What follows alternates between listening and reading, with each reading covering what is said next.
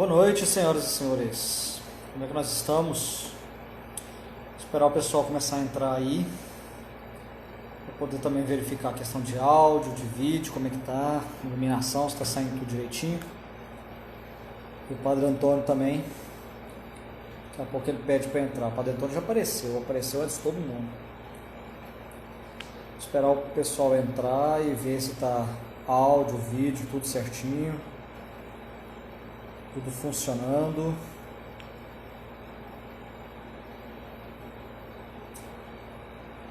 Porque hoje o tema é bom, né? O tema é diferente. Sobre igrejas orientais. Vocês vivem me perguntando aí nessa caixinha aí sobre igrejas orientais, como é que é isso, como é que funciona isso, como assim tem um monte de igrejas, né? Não é só essa que eu frequento, não é só essa que eu frequento, não. Vamos chamar aqui, então, o Padre Antônio aceitar.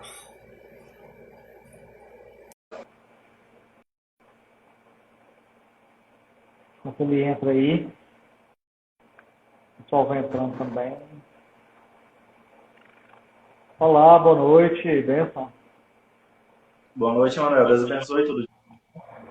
Tudo jóia, tranquilo. Tá ouvindo direitinho? Tá, pra mim tranquilo, tá bom o áudio. Tá beleza, né? Agora o E povo vamos esperar começou o a entrar pessoal aqui, ó. entrar. O povo começou a aparecer. Vamos aguardar o pessoal aí chegando. Oi pra Gelza. Boa noite, boa noite.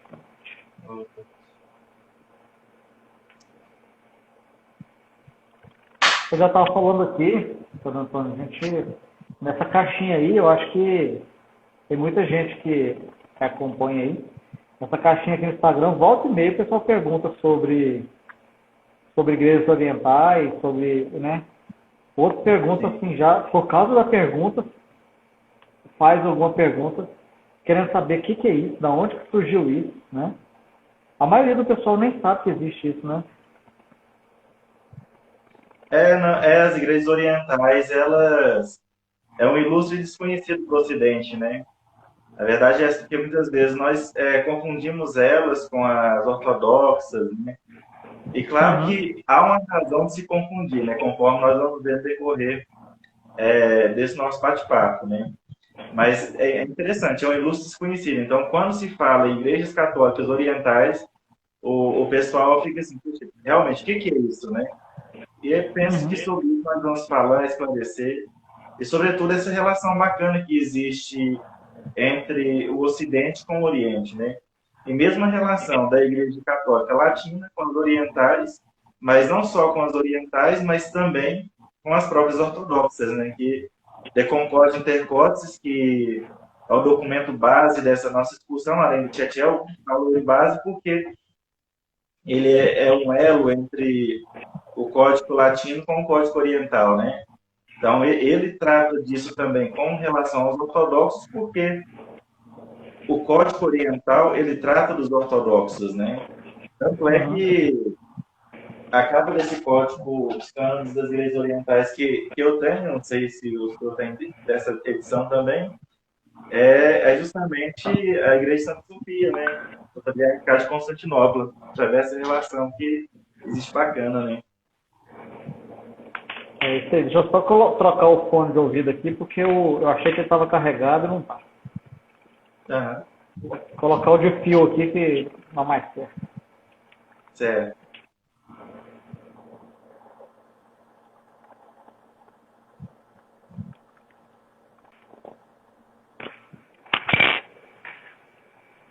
Aí.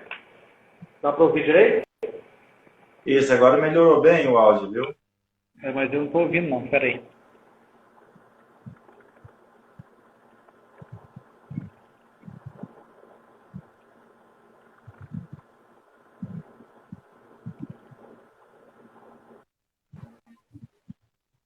Aí, agora vai dar certo. Perfeito. Agora deu certinho. Pois é, então assim, o pessoal realmente não consegue, não tem acesso. Acho que a grande questão é que não tem acesso, né? a essas informações de que existe. Eu vejo que o pessoal tem muito. Isso serve para tudo dentro da igreja, né? Mas nesse ponto ainda é pior. Tem uma visão da igreja que é muito paroquial, né? Parece que todas as igrejas do mundo são iguais à minha paróquia, tudo funciona daquele jeito, né? Aí, e não é, né? Muitas vezes você muda de diocese, já muda. Imagina, é só parar para pensar um pouquinho, né? Imagina sair do país e para outras culturas totalmente diferentes, culturas, sabe, milenares ali, bimilenares, né? É claro que teria alguma diferença, né? Claro que alguma coisa vai ter que mudar, não dá para ser igualzinho, porque no final das contas a igreja pede unidade, né? Não é uniformidade, né? E a gente fica, às vezes esperando isso. Então, eu vejo que as pessoas às vezes têm dificuldade em entender que a igreja católica não é só do jeito ali que elas conhecem, na paróquia delas, né? E aí eu não estou falando nem só de ritos, né? A gente está falando de igrejas, de várias. Então, assim, só para a gente já entrar mais no tema e o pessoal entender o que está falando, primeira coisa, né? Antes da gente falar aqui do moto próprio aqui, dos códigos e tudo mais, quantas que são, Padre Antônio? Quantas igrejas orientais nós temos? Unidas a Roma, né? Hoje nós temos 23 igrejas orientais católicas soiures. 23. Contando com a latina, que no Código Oriental é classificada também como soiures, né? O Código Oriental entende que são 24 igrejas soiures sob o domínio, sob o comando do Bispo de Roma, né? Que é o Papa Francisco e os seus sucessores, predecessores, né? Mas orientais são 23 igrejas. Pois é, aí me perguntaram até ontem, acho que ontem, porque não sei se foi ontem ou anteontem, teve aquela reunião do Papa com os líderes, né, religiosos do mundo e tal. E me perguntando assim, quais que se aqueles patriarcas que estavam lá, eles eram católicos ou não, né? E, na verdade, eu não identifiquei nenhum das igrejas soiures lá, eu identifiquei os ortodoxos, né? Agora, como é que a gente faz para poder fazer essa separação? Quem que é quem aí? Porque, assim, a paramentação é quase igual, né? Como é que a gente faz para saber? Só sabendo o nome mesmo? Só conhecendo pelo rosto? Como é que é? Porque eu não consigo. Emanuel, realmente tem um fator dificultor nisso aí, pelo seguinte, nós ocidentais, para nós está muito distante isso, né? Quando você falava aí, por exemplo, a respeito daquilo que nós temos das igrejas orientais, eu falo assim, que concluiu o meu mestrado e ficou muito caro. Por que ficou muito caro? Porque eu tive que buscar tudo de fora, porque aqui no Brasil, a única obra que nós temos foi, inclusive, do meu orientador, que é o Dr. Dom Hugo, né? Que, sem dúvidas, é o maior entendedor de direito oriental no Brasil. E depois o Gilberto Cativo, que, na verdade, faz mais uma teologia a respeito das igrejas orientais. No mais, eu tive que buscar tudo de fora, cara. Assim, material, porque não tem nada em língua portuguesa, né? Mas aí, uma coisa interessante relacionada à sua pergunta é porque na igreja católica nós temos apenas duas orientais que sempre foram católicas, né? Uhum. Os maronitas e os ítalos albaneses, né? Esses aí sempre permaneceram católicos, nunca deixaram a comunhão com o bispo de Roma. Inclusive, quando a gente vai estudar a história dos maronitas, e nessa coleção que eu tenho aqui, ó, esses 3 livros, que lá no Instituto de Goiânia tem também, explica muito bem a história de cada uma dessas igrejas orientais soiures. E os maronitas sofreram muito por permanecer em comunhão com Roma, né? Mas então, quando você vai olhar um contexto geral de igreja, nós temos apenas essas duas. A ítalo-albanesa e a maronita sempre foram católicas. Elas nunca saíram da comunhão com Roma. Agora, as outras demais 21, incluindo também nesses 21, a igreja metropolitana de Eritreia, que foi ereta agora mais recente, em 2015, todas elas já pertenceram à chamada ortodoxia. E voltaram, né? Elas foram e voltaram. Foram e voltaram. E justamente elas são chamadas pejorativamente, a gente fala pejorativamente, de uniatas, né?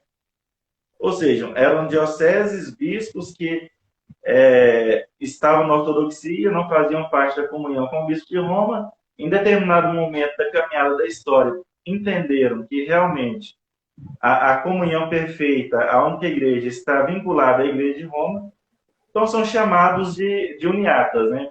Mas agora é muito difícil, assim, não dá realmente para separar, porque tirando essas duas, as outras 21 igrejas têm o seu correspondente ortodoxo. E, além do mais, nós temos outras igrejas ortodoxas, como a finlandesa, a igreja ortodoxa japonesa, que não tem nenhum correspondente latino, né?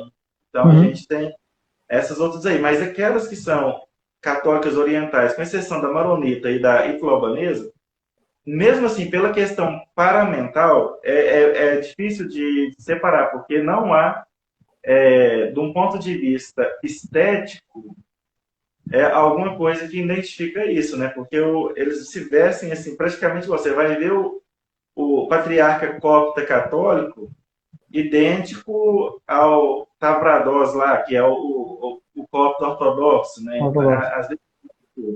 Agora, assim, o código oriental, em alguns aspectos, ele é mais severo que o código latino. Cito um exemplo, para podermos identificar quando se é católico e quando se é ortodoxos, né? Porque, veja só, o código latino ele tem uma hierarquia e disso fala muito bem aquele comentário exegético grandão que tem, e do Hipódite, enfim, tem vários que falam a respeito disso.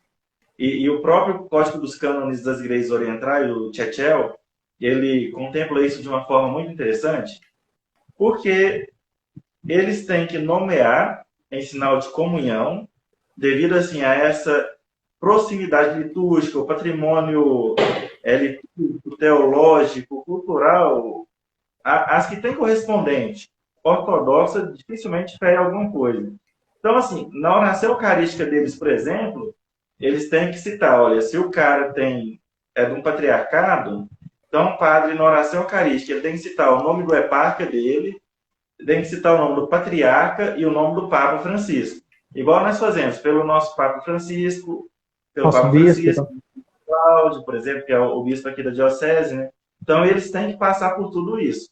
E quando você chega lá, você tem que meio que perguntar, ô, fulano, está onde que eu estou aqui na igreja católica? Tanto é que eu acho muito difícil quando nós vemos o Código Latino, na relação lá da Communicatio in Sacris, né, que é a comunhão dos sacramentos que existe entre a Igreja Católica e as igrejas ortodoxas, é que fala lá, né, olha, salvo se você não conseguir encontrar uma igreja católica, seja latina ou seja oriental, com um fator muito dificultoso, você pode participar da celebração da Divina Liturgia, né, que é assim que se nomeia a missa lá, você pode participar da Divina Liturgia lá, você pode confessar com um padre ortodoxo, né? Mas aí você fica a seguinte confusão, e aí, como que eu vou fazer? Você não tem como se identificar, né? Ou mesmo quando você vai em algum lugar, né? Cito, por exemplo, a Rússia, né? A Rússia tem a comunidade católica russa, que inclusive atualmente se encontra até sem o seu hierarca próprio, né? Porque temos algumas delas, dessas igrejas católicas orientais suiures, que devido à pequenez, perseguição demais, número muito reduzido, eles não têm um hierarca próprio, porque não há nem condições de constituir, né? Então, você vai na Rússia, por exemplo, que é a maior comunidade ortodoxa atualmente, né? A Igreja Ortodoxa Russa, do Patriarca Kirilo. Você vê lá, você chega, não, mas eu quero ir numa católica russa, uma igreja católica oriental russa. Você não vai achar fácil, né? Embora você vai achar mais fácil lá na Rússia, por exemplo, latinos do que católicos orientais russos. Então, você tem toda essa dificuldade. Estilisticamente, assim, você for olhar só por aparência, dificilmente você vai identificar. E até os nomes às vezes complicam, né? Porque, por exemplo, existem, citou aí os coptas, existe copta, existe a Igreja Católica, né? Plenamente, em plena comunhão com a Igreja Católica e tal. Copta, e existe os coptas ortodoxos também, né? Então, até o nome é igual. É uma confusão. Então, é uma confusão assim, muito interessante e é gostoso estudar isso. Depois que a gente faz uma pesquisa, igual eu fiz assim, me dediquei bem, tudo, você consegue identificar alguns elementos que te falam, esse cara é católico. Você pega, por exemplo, alguns deles tem sempre, pega lá, Pierre, né? Fulano total Pierre, Pedro, né? Então, para indicar como existe com o bispo de Roma, né? Você pega os assírios lá, tem a Efrem, né? Que é o diácono Efrem, que tínhamos, né? Então, algumas coisas assim, te indicam, te mostram de forma muito evidente que são católicos. Mas quando você vai ver relacionado assim a estilo, cultura, vestimenta, não há como separar, não. Até porque você pega o nosso código latino, né? Eu já vi o senhor comentando muito a respeito das próprias vestimentas, né? Ah, o padre onde ele mora, ele é obrigado a vestir batina, é obrigado a andar de klezmer, né? E o código deixa essa questão assim, olha, o costume local, né, se adapte às vestes clericais, enfim, né? Eu vejo assim o senhor colocando ali, eu acho muito interessante esse tipo de resposta. Então, é muito difícil. Nós que somos ocidentais, nos aventurarmos nesse mundo dos orientais é um verdadeiro desafio, sabe? Eu gostei muito porque eu gosto muito de coisa exótica, né? Mas, assim, é um desafio muito grande. É uma cultura totalmente diferente, né? Então, muda muita coisa. Mas, deixa eu só só um minutinho.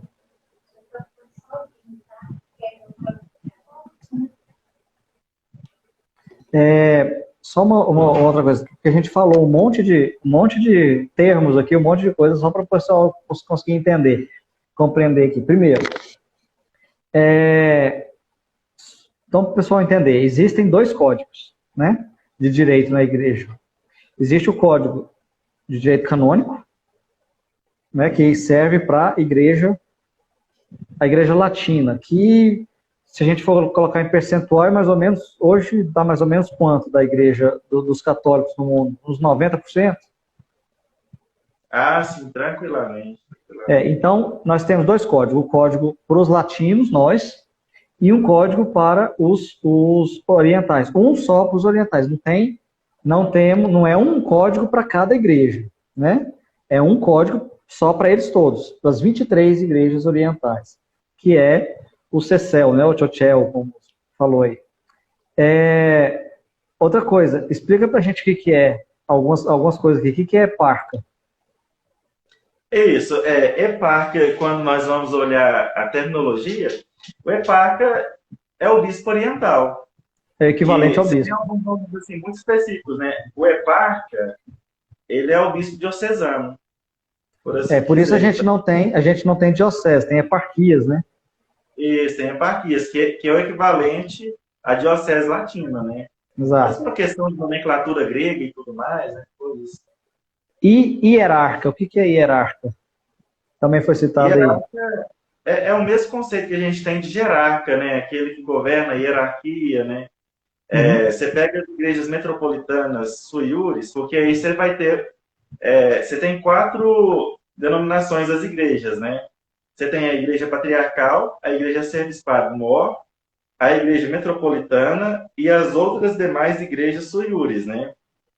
Que aí você vai fazer todo um levantamento para ver quais são, né? E o hierarca, o metropolita, da igreja metropolitana, ele tem o conselho de hierarcas, né, que são bispos que participam desse conselho e tudo mais. Então, mais ou menos o equivalente ao sínodo da igreja patriarcal e da igreja serviço-maior maior. Só que com esses nomes próprios, né? O livrinho do Dom Hugo, pessoal deve... É de mais fácil acesso. Eu Esse tenho livro, aqui. o senhor tem ele também, né? Ele tem essas coisas assim, tudo assim, Aqui. muito bem detalhado, explicado.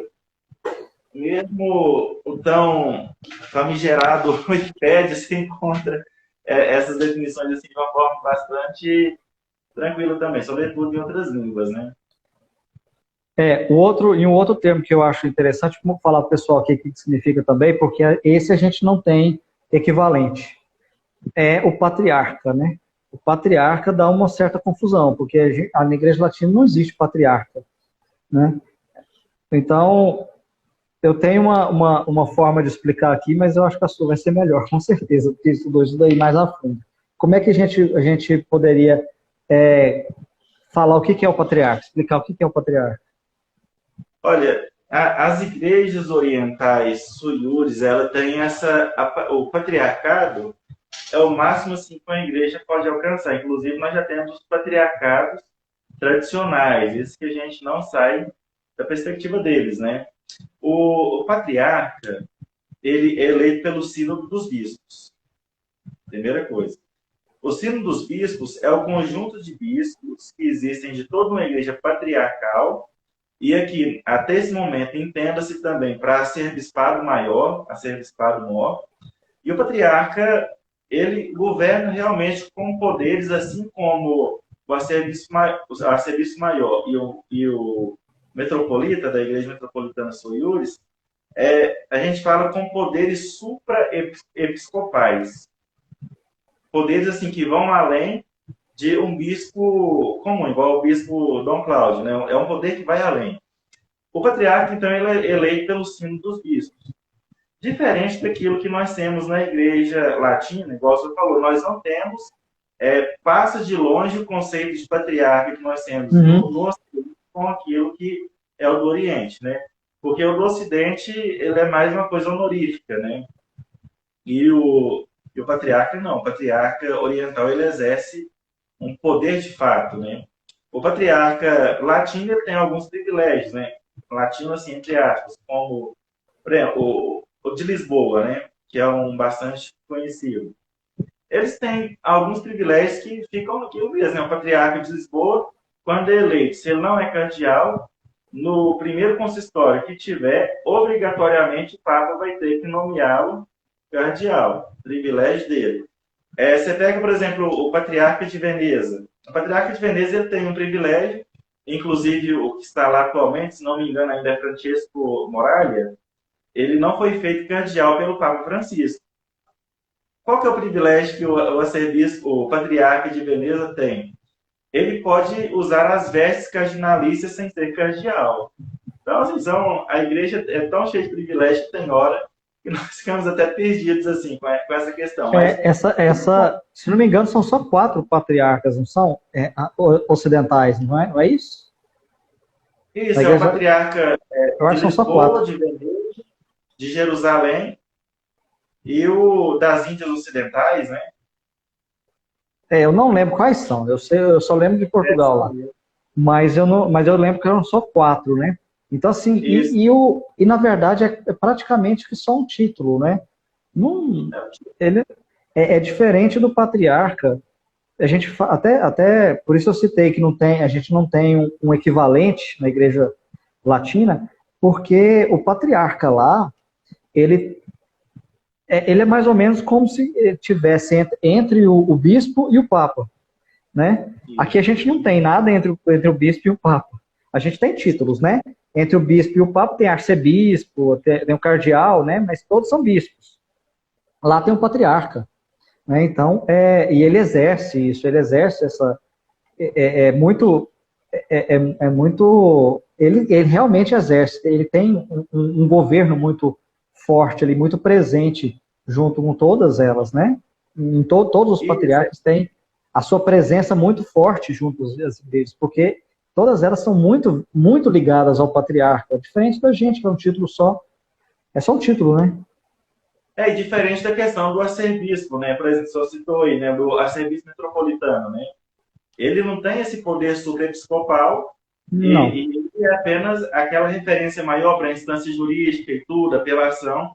dentro da província, né? E tantas outras coisas que pode ser atribuída a ele.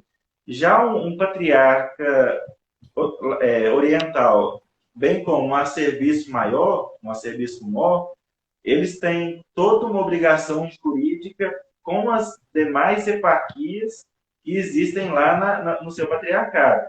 Ele, de fato, é bispo do seu patriarcado, da sede do patriarcado, mas ele tem uma obrigação de escrever carta pastoral para todo um patriarcado, ele tem obrigação de visita pastoral, de nomear os bispos, né? Os eparques, os bispos de cúria que existem por lá também.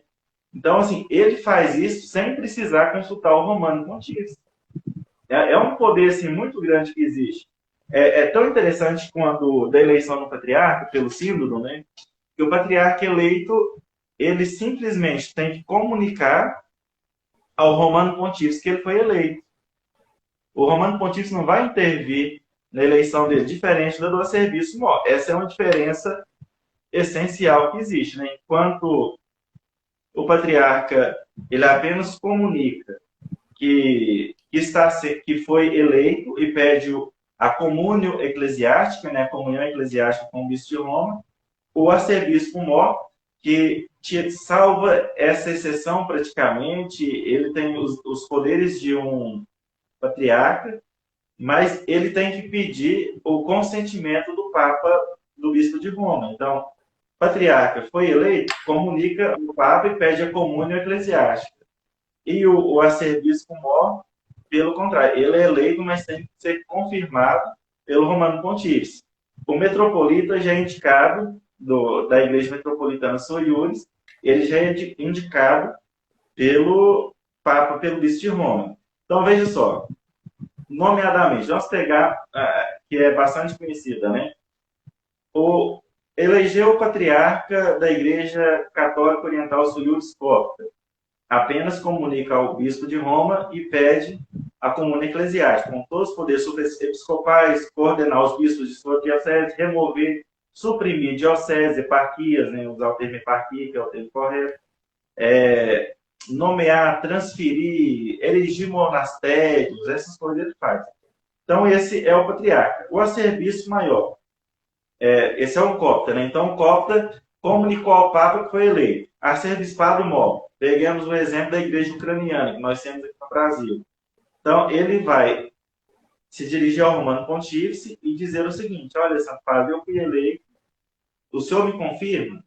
Tá ótimo, ele vai confirmar a eleição do arcebispo maior e assim fazer parte da comunhão com ele. E depois ele vai, o metropolita ele mesmo indica. Ele mesmo vai lá, claro que o Conselho de Hierárquicos vai sugerir tudo juntamente com a congregação das igrejas orientais, que é especificamente para isso, mas basicamente é isso. Então, o patriarca, ele é um cara fora de série. A gente pensa assim, o patriarca, ele é praticamente, salvo as devidas proporções, claro, porque o Romano Pontífice, ele tem poder supremo, pleno, imediato, e todos aqueles ordinários, próprio em qualquer lugar do mundo, em qualquer paróquia. O patriarca, salvo as devidas proporções, ele é um papa dentro do seu patriarcado, né? Ele vai usar todas as suas insígnias patriarcais dentro do seu patriarcado, e ali ele vai exercer o seu mundo pastoral de governo. Né? Uma coisa também interessante antes de eu até falar isso, eu estou achando interessante aqui o pessoal que está assistindo. O tema ele é tão diferente, ele é tão distante da gente, que eu tenho certeza, nem perguntas surgem, porque a gente normalmente não sabe nem perguntar, né, sobre o assunto. Ele é tão diferente, a gente não sabe nem errar, né, nem perguntar sobre o assunto. Né? Então, assim, é muita coisa. Mas uma coisa que eu acho interessante também nessa diferença é a forma de ver o sínodo. Né? Para a gente aqui, a gente inclusive está às vésperas de um sínodo que vai falar sobre sinodalidade. Né? É um sínodo falando sobre sinodalidade, que o Papa está convocando. Então, assim, para a igreja ocidental, para a igreja latina, a gente tem uma toda uma visão de sínodo, né? Lá, não. Lá, o sínodo lá é algo muito ordinário deles, né? É algo que precisa existir. E quando a gente fala, quando você falou aí de eleição, porque a gente fala assim, foi eleito bispo. Na verdade, ele não foi eleito bispo, ele foi indicado, né? Chegou o nome lá e aceitou como bispo. Agora, o patriarca, ele é eleito mesmo. Né? Ele é eleito mesmo, é uma eleição mesmo. Não é, tem voto. Né? É como o Papa que é eleito, com voto e tudo mais, o patriarca é eleito também. Diferente do bispo, que chega os nomes lá e o Papa escolhe, ou chega os nomes para ele. Né? Funciona mais ou menos assim.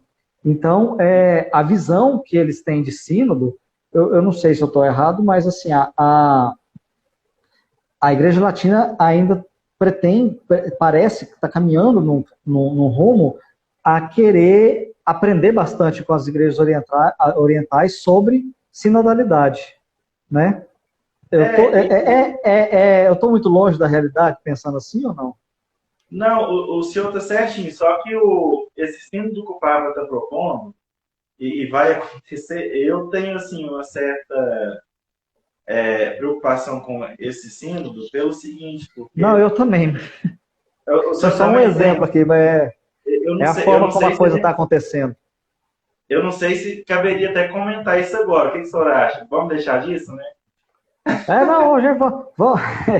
porque assim, eu acho que o tema é longo demais, né? Se for falar desse sínodo, a gente pode até falar depois, quando tiver mais elementos, né? Aqui, por exemplo, aqui em Goiânia, está começando uma preparação, né, arquidiocesana para isso, para esse sínodo e tudo mais. Só que assim, eu vou fazer só esse comentário e mais nenhum. Eu tenho muitos receios com esse tipo de pensamento, porque não é da nossa cultura, dessa forma como está sendo feito. E isso me parece que leva a um certo pensamento de que a igreja funciona como se fosse um parlamentarismo, sabe? Alguma coisa assim. E muito para esse lado tem me... Mas vamos ver, né? Espera que não, que passe tudo por outros caminhos, né? Uhum. Eu acho que tinha uma pergunta aí, Emanuel. Perguntou se o Papa não confirmasse a eleição. Você ouviu? Foi. Tem aqui. Vou pegar aqui, ó. Gostaria de saber se caso o Papa não confirmasse uma eleição, eles iriam eleger outro patriarca, no caso. Isso. Na verdade, eu vou repetir o que eu disse, né? O Papa não precisa confirmar a eleição do patriarca. Ele apenas é comunicado que a eleição aconteceu. Dificilmente os bispos católicos reunidos em sínodo, que assim é uma questão de autoridade, não de uma consulta, de pesquisa aqui e ali, é uma coisa assim, e o próprio sínodo, quando ele é configurado no Código Latino, ele é previsto dessa forma também, mas está tendo essa modalidade nova de consulta e pesquisa, mais assembleiana do que, enfim, né? Mas o Papa, ele tem que aceitar, ele não tem que aceitar, ele simplesmente é comunicado e dá a comunhão eclesiástica. Ele é meio que obrigado. Agora, o arcebispo não. O arcebispo maior, que no caso aqui, nomeadamente, eu posso até citá-los porque são apenas 4 episcopados maiores que existem, que é o arcebispado maior que existe, que é o romeno, na Igreja da Romênia, o ucraniano, o Sírio-Malabar e o Sírio-Malancá. São esses 4 arcebispos maiores que existem. Então, se por acaso eles elegerem determinado eparca para ser o arcebispo maior e o Papa não gostar dele, o Papa pode sim falar: eu não quero esse, façam um novo sínodo para eleger um novo. Dificilmente isso vai acontecer. Dentro da história, na canonística e da história da igreja, eu desconheço. Eu não sei se o senhor já viu alguma coisa relacionada. Nunca vi falar. Eu nunca vi, até porque isso daí causaria um desconforto diplomático mesmo, né? Acho que não tem outra palavra, não. Um desconforto muito grande, né? Porque eles já têm todo um formato diferente. Eu vejo o seguinte, existe a questão, existe toda a questão de que o Papa é o supremo legislador e acima dele não tem ninguém e tudo mais, né? Mas ele também tem consciência de que certas coisas não se faz, né? Certas coisas ele não pode ultrapassar, né? Isso em lei eclesiástica, óbvio, né? Porque lei natural e lei divina ele não pode de jeito nenhum, daí não pode mesmo. Mas em lei eclesiástica, que é o caso, ele poderia, mas é assim, uma possibilidade que eu não vejo isso acontecer e não vejo por que acontecer, né? Não há essa. Pode acontecer, mas igual você falou, não tem porquê de acontecer, né? Porque é tudo muito bem feito. É tudo muito bem feito. Às vezes a gente tem uma tendência de pensar, eu vejo o senhor falando aí da realidade paróquia, porque assim, nós somos muito desorganizados paroquialmente. A começar pelos párocos, pelos administradores paroquiais, pelos vigários paroquiais. Há uma desorganização muito grande. Aí você pega, por exemplo, nós temos muito hábito de fazer assembleia diocesana e não o sínodo. Aqui agora que nós vamos fazer um primeiro sínodo, né? Nós temos vizinha aqui da nossa província eclesiástica, Diocese de Tuiutaba já fez. Uhum. Aqui também fez. Goiânia também já passou por um processo sinodal, né? Uhum. Mas quando você olha assim, o contexto de Igreja Latina, essas coisas não são muito claras, porque você vê uma assembleia diocesana, eu vejo, tem hora, alguns coordenadores pastorais, eu falo assim, misericórdia, o que está acontecendo aqui? Ai, Senhor da glória, como é que... É até difícil prestar uma assessoria canônica, tão mal feito que a coisa né? Uhum. E é interessante. E aí eles me perguntaram assim, Padre Antônio, aqui na diocese nós temos condições de fazer um sínodo? Eu falei, condições tem. Nós temos elementos que dá para fazer o sínodo e pode ser feito, mas tem que organizar demais e tirar essa ideia de assembleia. Tirar essa ideia muito democrática demais e tal, porque o sínodo não tem essa intenção de forma alguma. Você pode ver que sínodo dos bispos, os bispos que nos hierarcas, né, o conselho de eparcas, enfim. Então, é uma coisa assim, bem de autoridade eclesiástica mesmo. Que na Igreja Latina, infelizmente, está muito fragilizada. Bom, vou comentar isso mais. É isso aí. Foi feita uma pergunta antes aqui também, quer ver? Agora o negócio é achar aqui. Para falar sobre alguma coisa sobre conciliarismo aqui, peraí. Aqui. Poderia falar mais sobre conciliarismo e qual a diferença para o novo movimento sinodal na Igreja Latina? Isso daí. Existe eu li sobre isso, né? Uma certa comparação entre aquela história do conciliarismo, né? Que já foi superado pela Igreja há muito tempo, com o que poderia ser esse movimento sinodal. Eu acho que a gente poderia marcar um outro tipo para falar disso, porque é muita coisa, né? É justamente isso daqui que a gente estava entrando, né? Esse assunto que a gente estava entrando aqui. É muita coisa e polêmico, viu? E polêmico. É muita coisa, é polêmico, precisa de estabelecer alguns conceitos e entender algumas coisas antes de entrar nisso daí, porque senão também vira só crítica por crítica, né? E aí não adianta nada, né? É isso aí. E é um negócio complicado, porque a gente parece que vai criticar muito e de fato critica e você tem que entrar na ideia do que está acontecendo, né? Assim, você tem que entender a gente fala assim, você tem que entender a mente do legislador, por exemplo, né? Que está propondo esse tipo de coisa, né? No bispo diocesano, quando ele promove alguma coisa, você tem que entender o que está passando na cabeça dele, né? Então não é simples assim. Não é sim e não, né? Não é responder sim e não, o negócio não funciona assim. Mas, assim, voltando para as igrejas orientais aí, tem alguma delas que é mais importante que outra? É tudo, assim, para a igreja... Vou formular melhor. Dentro do conceito geral de catolicismo, existe alguma que é mais importante? A Igreja Latina, por exemplo, é mais importante que alguma delas? Ou alguma delas é mais importante entre elas? Existe alguma coisa assim? Não, na verdade, existe uma precedência de honra, né? Entre os patriarcas. Claro que o Papa é o primeiro, né? Uhum. É aquele conceito clássico que nós temos de primo inter pares, né? O primeiro entre iguais. Então, não existe assim uma preferência por uma determinada. Existe importância, claro, né? Se for falar assim, olha, uma igreja patriarcal, a igreja patriarcal cópita, ela é mais importante que a igreja Soyuris bielorrussa, né? Devido assim à questão de comunidades. Porque você pega, por exemplo, algumas delas, a igreja católica oriental rutena, está todos os Estados Unidos.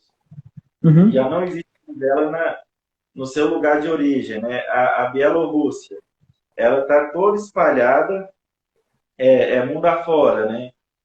E praticamente não está tendo nem mais fiéis. Quando você pega assim, essa coleção aqui que eu tenho do Oriente Católico, que é uma coleção muito boa da Congregação para as Igrejas Orientais, e você vê só que aqui só contempla o Oriente Católico. Não está contemplando o Oriente Cristão, que é muito mais amplo, né? E são 3 volumões, assim, que vou te contar, tudo em italiano. Porque a gente fala de igrejas orientais e acha que elas estão todas lá, né?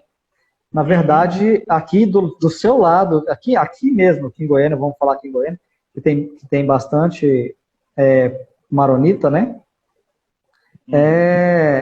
Do seu lado aí, quem está assistindo, do seu lado aí pode ter católico oriental que sabe e que não sabe, né? Porque tem muito católico que é de rito oriental e nem sabe que é de rito oriental. Que é justamente o problema que eu trabalho trabalhei na minha dissertação, né? E eu pretendo continuar essa pesquisa até mesmo por causa das orientações dos padres da banca. Né? Eles falam assim, continua essa pesquisa e tal.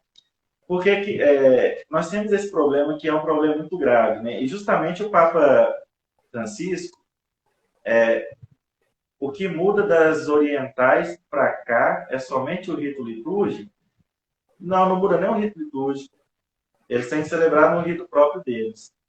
Porque senão eles estão latinizando, que é um outro problema muito sério que nós enfrentamos com relação às igrejas orientais católicas, né? E aí você vai entender o porquê que a igreja ela tem uma certa coisa com a questão da descrição. Depois nós vamos ver, falar um pouquinho bem. Mas um dos problemas graves que nós temos do Oriente para o Ocidente, sobretudo, é que vai se perdendo. Inclusive, no mestrado de Goiânia, das últimas turmas, começou com um diácono, né? Esqueci, acho que é diácono Samuel, se não estou enganado. Né? Eu acho que de Brasília, né? No decorrer do tempo, ele se descobriu que era maronita. E frequentava o rito católico latino sem problema nenhum, né? Porque nós podemos frequentar um culto de igreja católica oriental tranquilamente. Por exemplo, quem está lá no Paraná nós temos inclusive a metropolia São João Batista dos Ucranianos, em Curitiba. Inclusive já tem até uma eparquia sufragânea, né? Que é a eparquia de Prudentópolis, né? Então, assim, um católico latino pode tranquilamente participar de um culto, de uma celebração da Divina Liturgia do ucraniano. Da mesma forma como o ucraniano, ele pode participar da celebração latina, o que nos faz pertencente àquela igreja. Isso. É bom lembrar, né? É bom sempre lembrar isso. Você pode frequentar a vida inteira aquele rito. Isso não vai fazer você mudar de rito. Né? Isso o próprio código fala. Justamente. Então, assim, o fato de você frequentar aquele rito não te faz pertencente a ir lá, mas eu tenho uma simpatia com o rito ucraniano. Não, beleza, mas isso não vai te fazer ucraniano. Nem porque a gente tem algumas chances de de pertencer a outro rito, né? Primeiro nascendo nele. Isso. Depois, se você não for batizado a partir dos 14 anos, se você for batizado a partir dos 14 anos, pode escolher o rito, né? Perfeito. Se casar, né, com alguém do outro rito, você pode mudar para o rito da outra pessoa, né? Uhum. Tem mais? Que eu me lembro é isso. Tem mais? E o consentimento da sé apostólica, né? Que é A licença, né? Uhum. Já tem a licença lá e tudo, mas que é muito difícil de acontecer, porque a, a, a igreja justamente não quer que as orientais se latinizem muito. Uhum. O problema que nós estamos enfrentando, se, por exemplo, os maronitas, é que eles se permitiram muita latinização. Você pode observar assim, que a celebração da Divina Liturgia, É quase igual. ela já está muito semelhante à celebração latina. Então, se torna um grande perigo. Ou mesmo os etíopes também, eles estão entrando muito nessa. E os etíopes também vêm Eritreia, né? Também estão indo muito nesse sentido. Então, está tendo que ter um cuidado muito grande. Apesar, assim, que eles ainda lutam muito para preservar o rito, né? Olha quando... Vamos lá, vamos viajar um pouquinho, né? Quando você olha o rito da Etiópia, por exemplo, que é da família alexandrina, né? Que pertence ao rito copta, o eritreu e o etíope, né? Então, quando você vai ver assim o rito etíope, cara, você fica assim fascinado com a beleza da coisa. É muita dança, é muito colorido. Você vê aquela missa assim, eu penso que seria o sonho assim de muito latino que ver aquilo lá. E fala assim, nossa, eu vou celebrar uma, desculpa assim, com todo respeito, eu gosto, admiro, nós sempre temos, né? Mas, e eu já vi que o senhor respondeu até alguma coisa relacionada ao culto, ao rito zairense, uma coisa assim, não foi? Tem palma, tudo, enfim. Tem, isso mesmo. Pô, pergunta demais sobre isso. Pergunta muito. Então, assim, seria o sonho de muita gente que Moçambique, essas coisas aqui, bem afro mesmo, falar assim, nossa, vamos rezar uma missa todinha com aquele balancê que tem na Etiópia. Lá eles podem, porque faz parte do patrimônio deles. Uhum. Agora que tem que tomar cuidado com aquele sincretismo que existe, né? Tem muita coisa assim, você tem que... É tudo relacionado ao bom senso, né? Nada impede que um costume ou tradição vire normativa, né? Nós temos lá no mesmo Código Latino, né? Os cânones, acho que do 21 ao 27, que trata dos costumes, né? Para virar lei, alguma coisa assim. Uhum. Então, assim, há essas possibilidades, mas é alguma coisa assim que tem que ser muito bem pensada, muito bem estudada, e não acontece a revelia, assim, né? O cara, não, de repente, vamos fazer o negócio do zairense, o pessoal pergunta, é por causa das palmas fazem parte, né? Do rito, e volta e meia, esse negócio de palmas é uma confusão, né? Porque aqui no Brasil, a gente, o povo parece que não dá conta de deixar a mão parada, né? Tem que estar mexendo. Aí, e lá faz parte, só que aqui não faz parte. Porque a questão é simples. Para a gente, aqui, o bater palmas tem um sentido, para eles tem outro. Né? O bater palmas para eles tem um sentido de adoração. Para nós tem um sentido de movimentar o corpo, é um sentido... não é um sentido transcendente. Para eles é um sentido transcendente. Então, a gente tem que sair um pouquinho do nosso... Né, da nossa cultura, de entender... para entender o que é cultura do outro, para poder compreender essas coisas aí, né? Você, por exemplo, se não me engano, é Nova Zelândia, um país assim, lá, por exemplo, luto, as pessoas usam branco, né? Então a igreja tem um certo precisou dar dispensa lá, porque para nós, para a igreja, o branco é festa. A gente o padre usa branco, né, os paramentos brancos, quando é festa ou memória, né? E lá não, lá é luto. Pra gente, ao contrário, é preto. Então, assim, é preciso ter esses cuidados, né? E palma, dança, pra gente é movimentação de corpo, é alegria, é isso tudo. Não é louvação, adoração, né? Então, tem essas coisas aí. Isso falando só dos airenses, né? Imagina o tanto que... e algumas coisas têm que ser mudar. Por exemplo, mesmo na África, né, que não tem a Costa do Marfim. O senhor deve lembrar do Dom Parecido comentar isso em sala de aula, né, porque ele trabalhou lá há muito tempo no departamento do textos legislativos lá, então o cara tem muita autoridade assim para Aham. falar, né? Ele comentava, por exemplo, lá na Costa do Marfim, o ato penitencial, né? Por minha culpa, minha tão grande culpa, nós batemos assim no peito, né? Para lá, teve que mudar isso aí. E são os privilégios que a igreja tem e o povo não entende os privilégios que existem na igreja. Uhum. Ou então, as exceções que se abrem, né? Diversas que existem, né?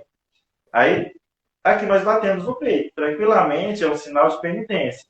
Na Costa do Marfim, é chamar para briga, para porrada. Você bateu no Aham. peito, chamou para briga. Então, na hora do ato penitencial, e para nós já tem outro sentido. E não pensem em tanta maldade aí. Nós batemos no peito ato penitencial. Na Costa do Marfim, sinal de penitência é isso aqui. Pois é, Né? olha Então, só. assim, a gente tem que saber entrar no contexto de tudo, né?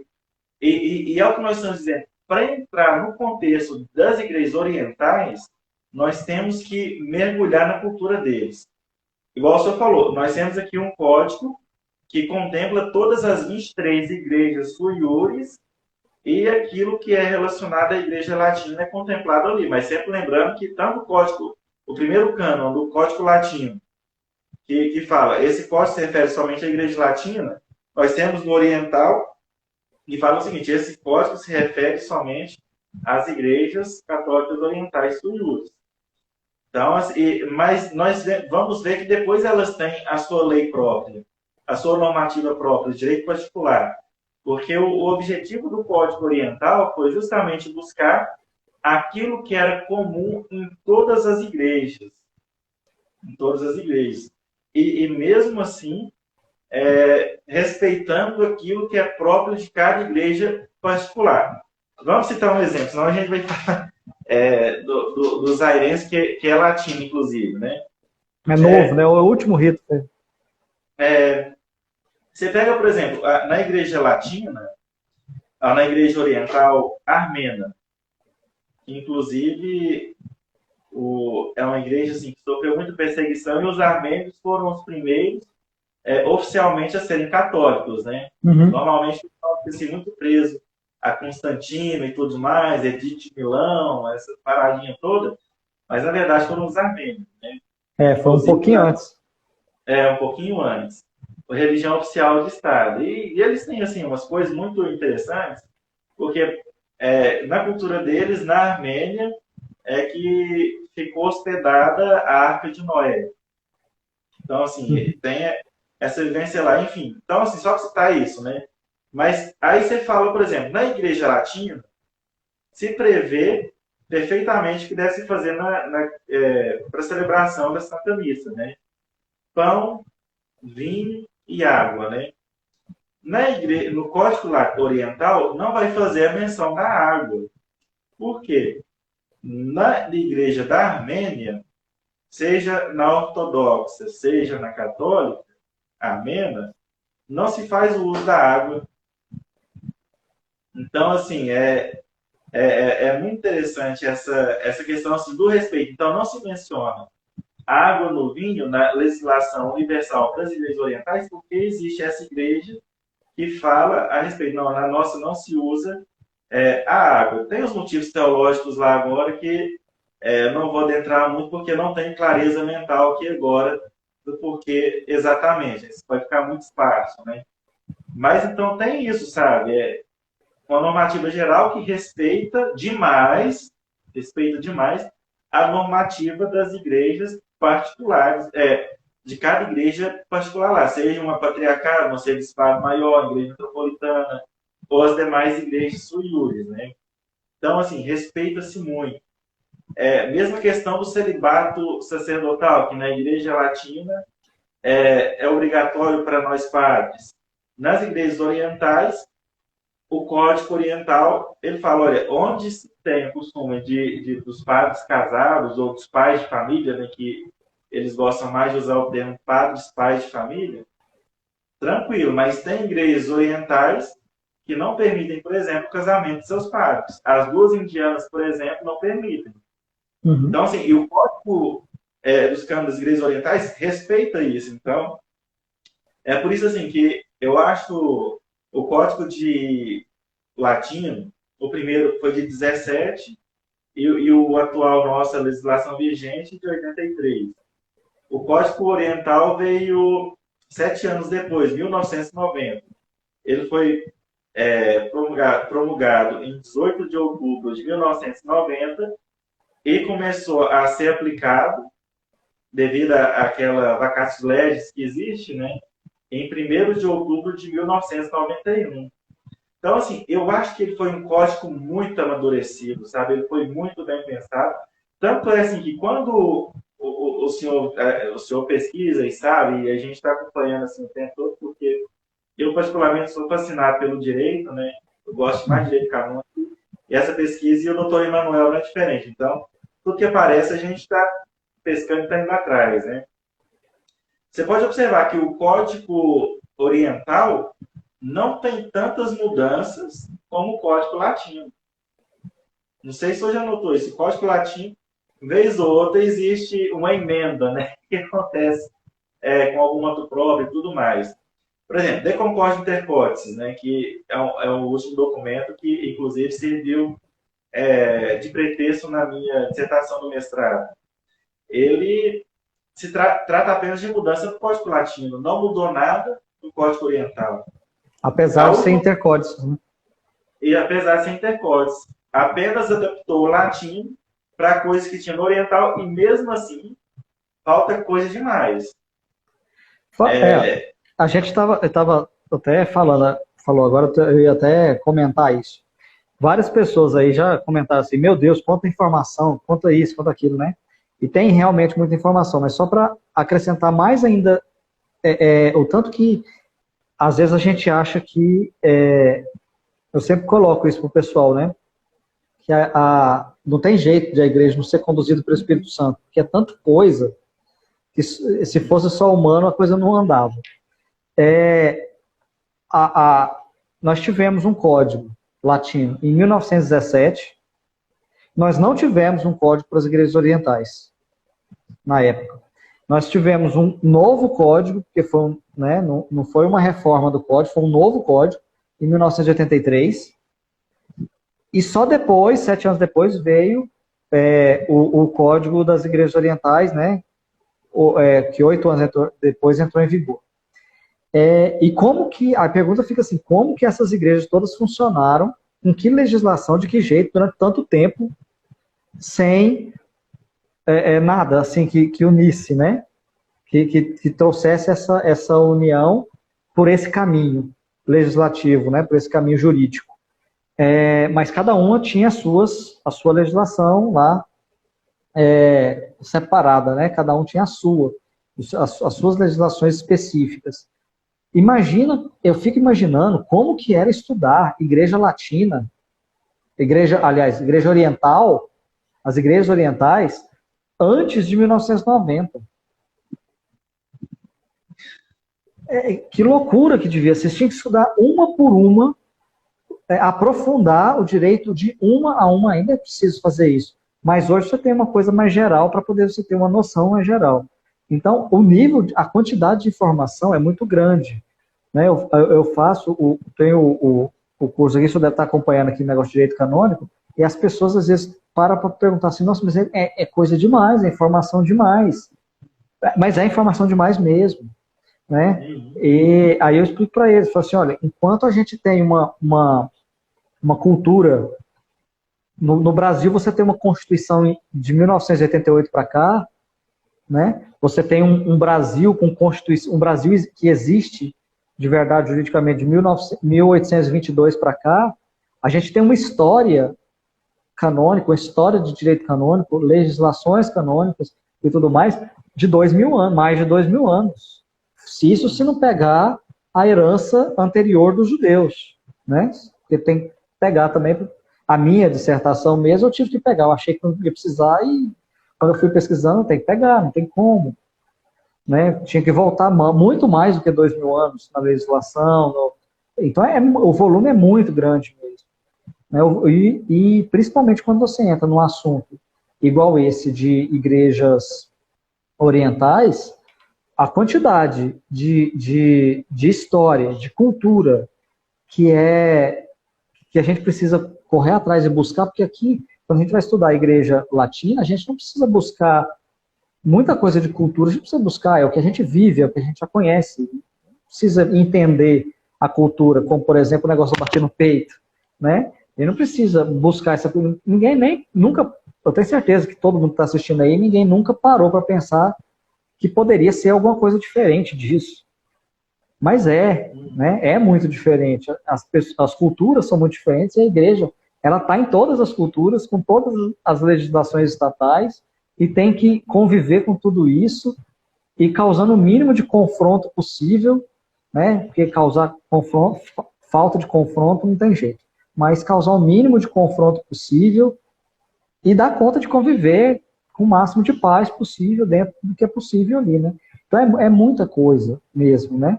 As igrejas orientais, eu vejo que, não voltando aí a essa questão do modificar o código, eu vejo que não dá para ficar também mexendo muito neles, no código, porque quando qualquer vírgula que mexe para cá ou para lá, pode atingir de forma muito diferente uma igreja ou outra, não é isso? É diferente da latina. Da latina você atinge um grupo específico, um grupo grande, sim, um grupo grande. Mas ali, se você mexer naquele ali, você pode atingir muito uma igreja e nada a outra. E isso causa conflito, causa confusão, né? Então, realmente, só para quem pretende aprofundar em direito canônico e entender e tudo mais, prepara porque olha o tanto de livro aí atrás do padre, olha o tanto de livro atrás do padre Antônio, tudo direito canônico. Execução só direito canônico, tem mais aqui em cima. Pois é. Execução do ângulo da câmera, mas, doutor, e assim, é grande demais, é muito grande. Então, assim, não dá para a gente nem falar assim, vamos ter uma ideia. É muito difícil, assim, você dar sem entrar no contexto, assim, sem entender o que são as leis orientais, o direito particular de cada uma delas. Tanto é que, justamente, sui iuris, né? O que quer dizer o termo sui iuris? É o cânon 27 aqui do Tchetchel. Ele quer dizer igrejas com direito próprio, patrimônio litúrgico próprio, tradição própria, que é justamente contemplado por esses cânones generalistas. Aí chegou aquela conclusão, a hora que demorou demais, né? Porque quando se pensou, o Código 17 fez ele, já se pensava no Código das Igrejas Orientais.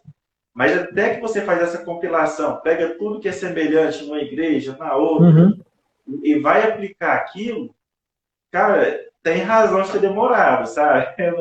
E ainda mais achar o idioma comum, né? Assim, quando você fala, puxa vida, então, oriental, qual o idioma que escreveu? Você não podia escrever. Aí, por isso que o latim, ele, para nós, canonistas, ele é indispensável. Essencial, né? Me dá raiva do canonista que fala mal do latim.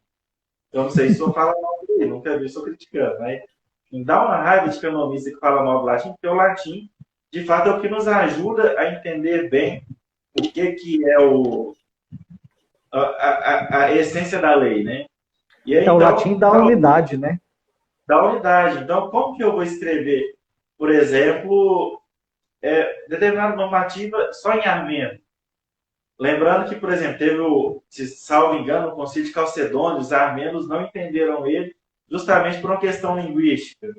E saíram da comunhão com a igreja porque chegou uma tradução para o armênio mal feita e aí eles entenderam de outra forma, não achavam a palavra equivalente, igual nós temos na teologia latina, né, que também é a teologia oriental, persona, prosopon, né? Um quer dizer máscara, o outro quer dizer realmente pessoa. Então, quando você está falando prosopon, realmente está falando de pessoa, está falando que é uma máscara, que é uma aparência, né? Aquela discussão toda.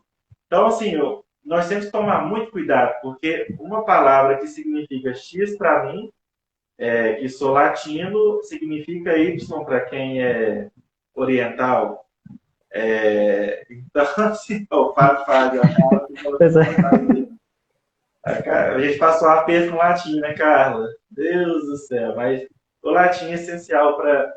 É a língua jurídica para nós, enquanto igreja, no direito civil eu não me atrevo a dizer nada, mas nós temos que ter um mínimo conhecimento de latim para poder entender o código, né? Esses dias para trás, só fazendo comentário a respeito do latim, tinha uma coisa assim, que eu entrei até numa controvérsia com o Dom Hugo, né, que é o presidente aqui do nosso tribunal, né, a Aham. respeito da praxe, da assinatura, do processo, enfim, né. Aí, o código da Loyola, ele estava escrito uma coisa, né, e a interpretação daquilo te levava a entender, não, mas peraí, precisa de tudo, né. Aí, quando você vai ver no latim, não. Aí eu peguei o código da CNBB e, de fato, é aquele que mais aproxima do latim, né? Assim, quando você vai observar. Então, a gente tem que ter esse cuidado, porque se a gente não observar bem o latim, seja no código latim, seja para o código oriental, você vira uma confusão só. Você, igual eu vou falar, você traduzir o missal, né? O missal romano, que nunca chega. Me falaram que 2022 ele fica pronto. Se alguém entende liturgia aí, Não, ele deve estar tá mais. pronto, né? Ele tá pronto, né? Ele foi mandado. Não foi isso? Ele foi mandado para Roma já, tal. Será que ele sai em 2022? Ah, sei lá, já tem quase 20 anos que ele tá aí para sair, né? Nossa senhora, esse missal não sai. Vai sair o terceiro, a outra edição, né? Já pro Aham. resto do mundo, e a gente tá no anterior ainda. Não vem a versão nova. Mas, enfim, porque tem todo esse complicador e a gente tem que respeitar, né? A língua, a precisão jurídica, né? E o Uhum. latim jurídico eclesiástico ele é muito preciso, né? E essa precisão é essencial. É isso aí. Ah, Padre Antônio, eu acho que assim, se a gente for continuar nas questões aqui, vai longe, né? A questão da carta apostólica, né, do motu proprio, dela mesma a gente praticamente não falou, né? Uhum.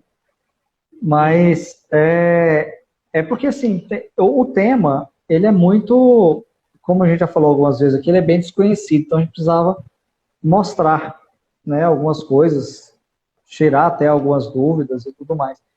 Mas, assim, do que eu li aqui, eu não tinha parado ainda para ler esse moto próprio, não tinha mesmo, né? Mas do que eu li aqui, eu até sublinhei algumas coisas aqui que eu achei interessante, que ele já começa, né, o moto próprio já começa falando, no primeiro parágrafozinho lá do texto, que vem antes dos artigos, quando muda, né, o outro código, primeiro parágrafo, ele fala assim, né, deixa eu ler aqui, porque o meu está em italiano, tem que fazer uma tradução simultânea aqui. Ele coloca assim, que os códigos, né, não estão em perfeita harmonia entre as normas não estão em perfeita harmonia entre as normas do Código de Direito Canônico e as do Código de Cânones das Igrejas Orientais. E assim, só fazendo um estudo, é uma coisa que não se faz normalmente, mas é só fazendo um estudo comparado para poder saber que não está, porque a princípio, para mim, estava tranquilo. Né? Uhum. A princípio, para mim, não tinha problema. Né? Mas parece que tem, não eram poucos, né? Porque foram várias mudanças aqui, parece que tem muito mais para ser feita.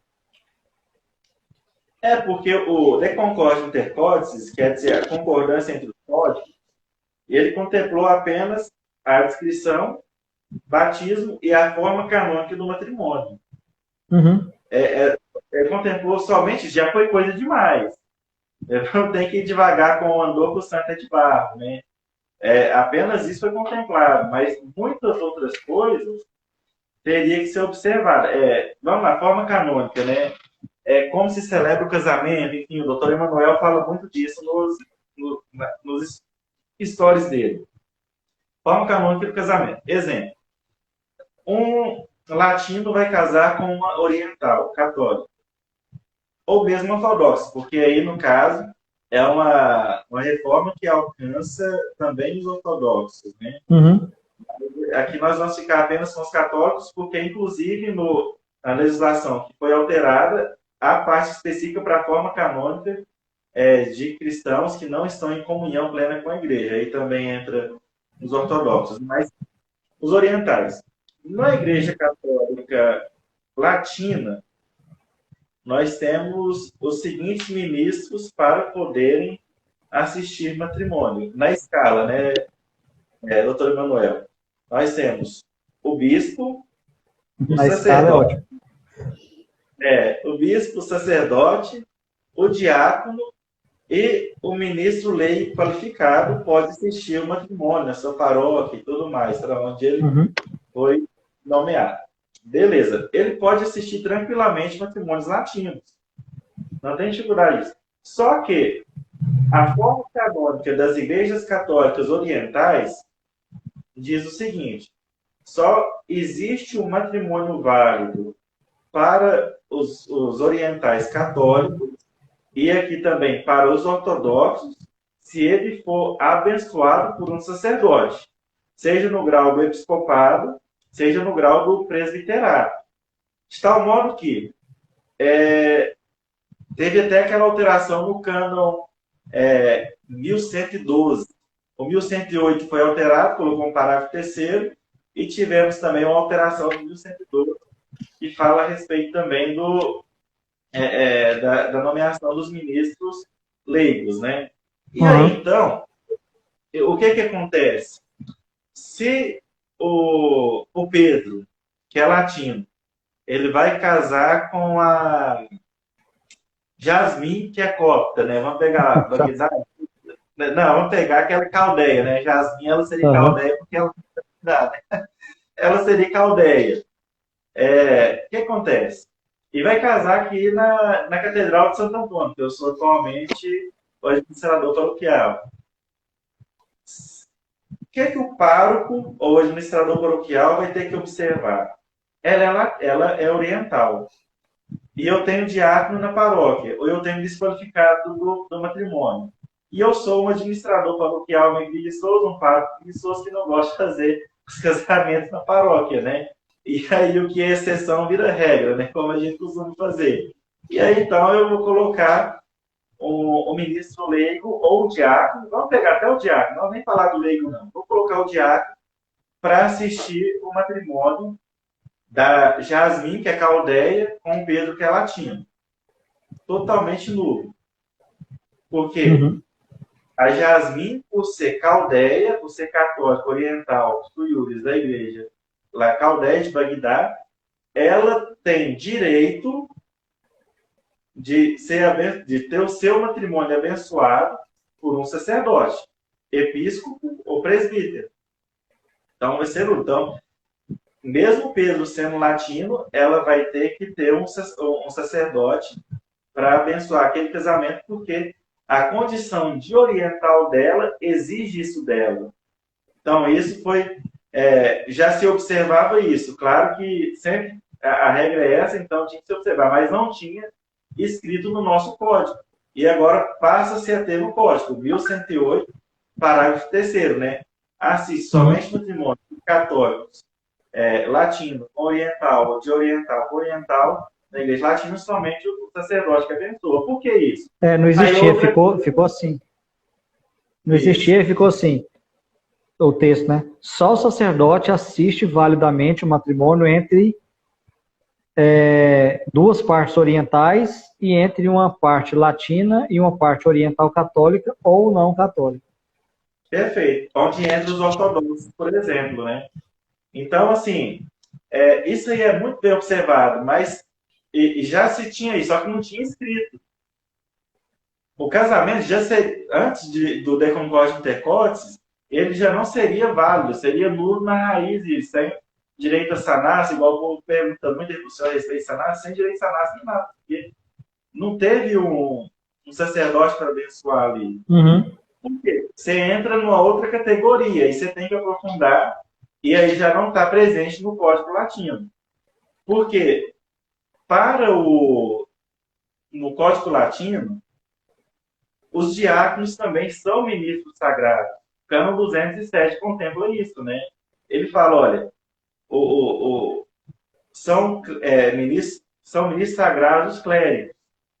Então, o diácono já é clérigo, então ele é ministro sagrado. Inclusive, esse Código de Braga aqui, ele tem essa explicação interessante. Já na Igreja Católica Oriental, o diácono não é sagrado. É somente o sacerdote, o grau do episcopado. Mas, só uma pergunta agora, mais a parte de teologia aqui, porque essa parte de teologia eu não sei. Existe a questão também nisso daí, nessa questão do matrimônio especificamente, de como como o sacramento é ministrado, não tem isso? Porque para nós latinos, quem são os ministros do sacramento do matrimônio são os noivos, né?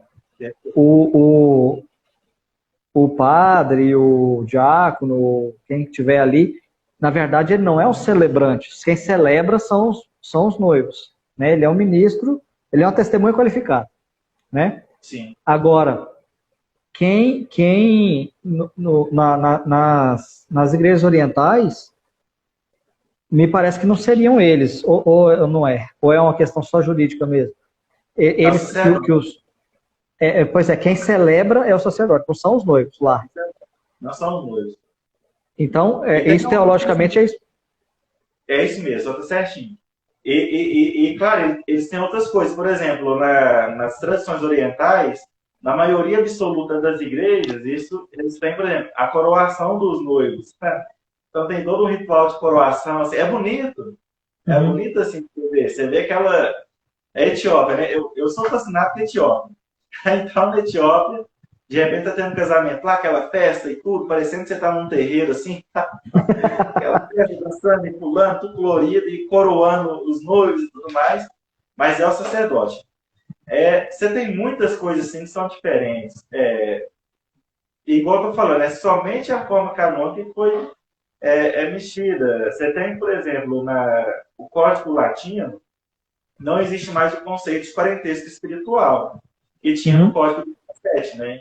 No Código 17, o senhor tinha lá assim, que os padrinhos de batismo existe um parentesco espiritual. Com o seu afilhado, né? Aí não podia casar, por exemplo.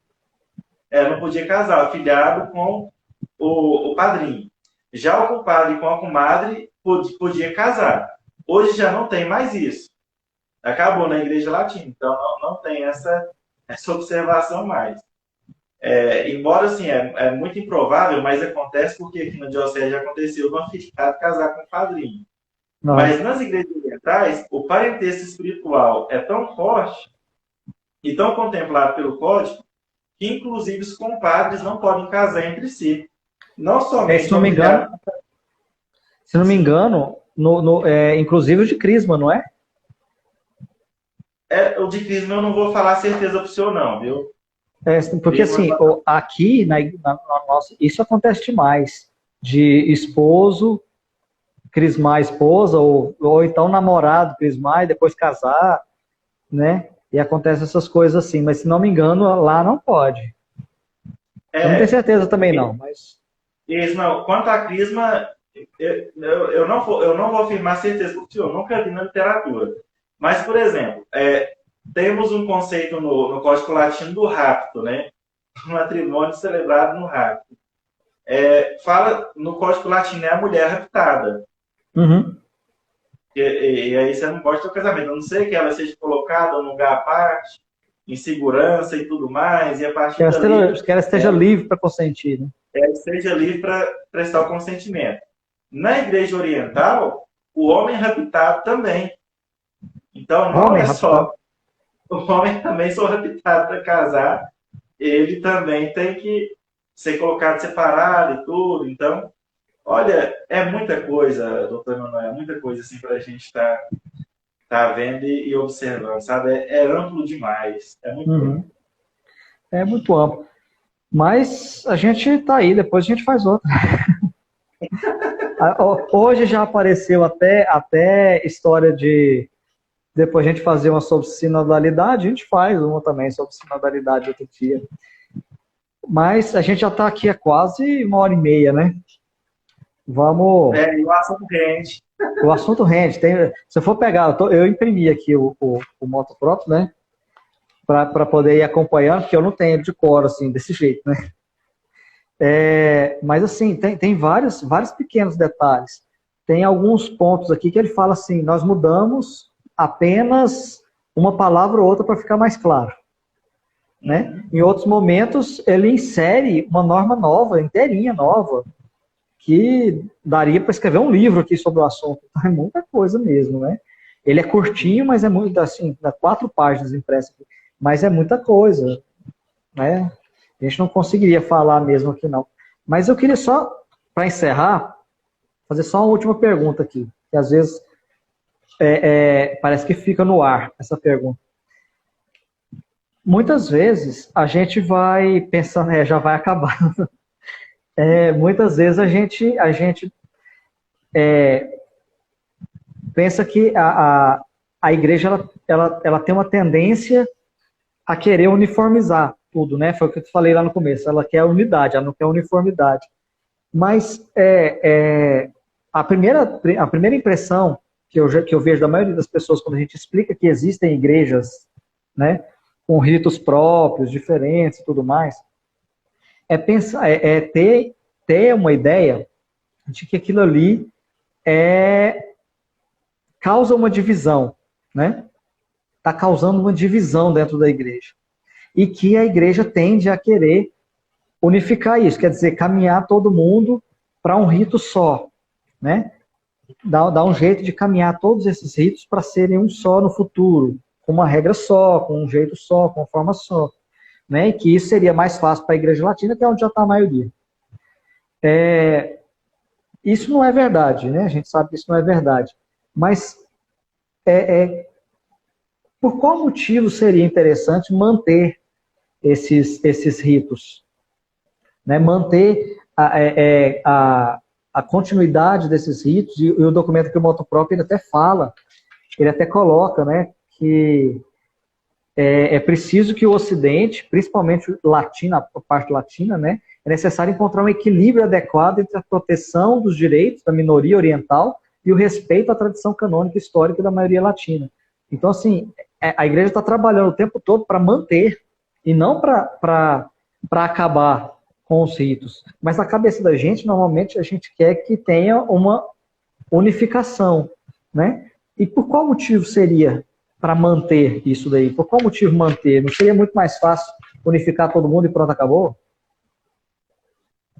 Mas aí, igual o senhor falou, né? Uniformidade não é unidade, né? E outra coisa, porque isso não faz parte dessa sinodalidade, dessa vida com essa diversidade do espírito, né? Que o espírito trabalha em diversidade, né? Mas eu vejo que o próprio Concílio Vaticano II, ele teve uma preocupação muito grande com isso, né? Seja na nossa relação com as igrejas ortodoxas, Unitatis Redintegratio, né? Uhum. Que trata a respeito da relação com as igrejas ortodoxas e que, assim, trata do ecumenismo. De ecumenismo e tudo mais. E você tem o Eclesiário Orientário, né, que trata das igrejas orientais católicas, né? Uhum. Então, assim, a igreja nunca, e ela não quer tanto é que lá em 17 já se pensava no código para as igrejas latinas, para as igrejas orientais, perdão. Porque só imagina só, se fosse uma ideia dessa, o cânon primeiro, seja do Código 17, seja do Código de 83, 90. E depois o de 90, 91, que é o Código Oriental, eles não teriam aquela observação explícita, né? E quer se respeitar tudo isso. Então, faz parte dessa unidade integral, dessa união integral de todos, dessa comunhão entre as igrejas católicas orientais com a igreja latina, de realmente a comunhão em torno do pastor, né? Começar por Jesus Cristo, que todos têm essa comunhão, simplesmente por ser cristãos, mas há-se esse desejo, vamos dizer assim, utópico de que sejamos uma só comunidade, uma só igreja, mas não com essa uniformidade. Imagina só, se o tanto que é bonito uma posse a posse do Papa, a entronização dele lá, e o dia que ele assume a casa de Pedro, né? quando vários patriarcas lá e participam com ele e tudo mais, e descem no túmulo de São Pedro, né? Você tem um sacerdote, um diácono oriental que vai fazer a leitura do Evangelho, né? E muita gente pensa, ah, ele é um ortodoxo, está fazendo. Não, um católico oriental está fazendo, né? Aquela leitura, né? Então, Uhum. assim, cara, uniformidade não. A uniformidade ela não serve para nada. Se a igreja particular de Patos de Minas fosse igual à igreja de Uberlândia, olha, seria muito monótono, e aí eu não sei quanto espaço que o Espírito Santo teria para agir, para fazer com que a coisa aconteça, sabe? Então, a gente tem que, por mais que nós sejamos juristas, canonistas e nos empenhemos como mestres, como futuros doutores, né, nessa seara, a gente nunca pode esquecer essa dimensão do Espírito, né? É o Espírito que faz, é o Espírito. Papa São João Paulo II, né? Ele falava assim, a igreja respira com os seus dois pulmões, né? Com o pulmão latino, com o pulmão oriental. Respira um único espírito, né? No seu forma de conduzir a comunidade eclesial, na sua hierarquia, no seu modo de ser e agir, né? Então, na forma de ministrar os sacramentos, né? Que tem a sua singularidade. Basta ver a festa que é, por exemplo, a unção dos enfermos dos orientais, né? Que pode ter até 7 padres, a celebração, é uma verdadeira concelebração que existe ali. Então, assim, é isso. É isso. Foi feita uma última pergunta aqui, vai ser a última mesmo, hein, gente? Por que os orientais vêm para o Brasil? Na verdade, não é que os orientais vêm para o Brasil. Às vezes eles nascem aqui mesmo no Brasil. Né? Eles não são orientais porque nasceram lá no Oriente, eles são orientais porque eles nasceram naquele rito. Né? Existe uma descendência, vamos dizer assim, né? Os seus pais eram orientais, você vai ser oriental também, né? Do rito oriental, de alguma igreja oriental. Mas aí a pergunta dele interessante aqui foi, e eu perdi, foi como que fica a jurisdição daquela paróquia oriental, né? Fica do mesmo jeito, né? Fica do mesmo jeito das dioceses, elas têm as suas jurisdições específicas, né? Ligado a uma eparquia e tudo mais. Isso. Aqui no Brasil, especificamente, nós temos algumas igrejas que têm já a hierarquia constituída, né? Os ucranianos têm, inclusive, uma arquidiocese, uma metropolia, né? Que é a São João Batista ucraniano de Curitiba. E tem uma sufragânea, que é a eparquia de Prudentópolis. Mas pelo Brasil afora, então, os ucranianos aqui no Brasil são assistidos. Tem hierarquia própria. Os maronitas têm hierarquia própria. Os armenos têm hierarquia própria. Inclusive, o bispo armeno, ele pertence tanto à Conferência Episcopal da Argentina como à Conferência Episcopal brasileira. Né? No Brasil, Isso, então ele faz... Já não basta uma confusão, né? Tem que arranjar duas. Não basta mais confusão, não, mas tem que...